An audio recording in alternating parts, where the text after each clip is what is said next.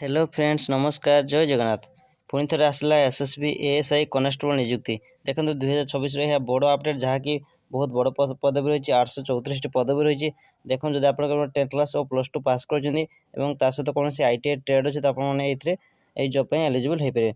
तो आसतु वीडियो को प्रथम शेष पर्यटन देखो चैनल सब किसी डिटेल्स आपको जनइबी जदि आप चैनल नुआ चैनल को लाइक कमेंट शेयर और सब्सक्राइब करूँ।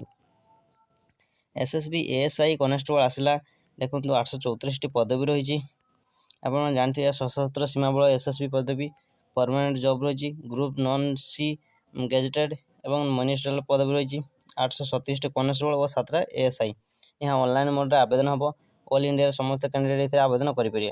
देखो तार लास्ट डेट और अल्प दिन अच्छे 20/4 माने 20 एप्रिल यार लास्ट डेट रही क्यों मैंने आवेदन करें उभय पुरुष और महिला समस्त आवेदन करेंगे। देखो केवल tradesman constable driver veterinary carpenter बारबार वाटरमैन सिपर समस्त आवेदन करेंगे।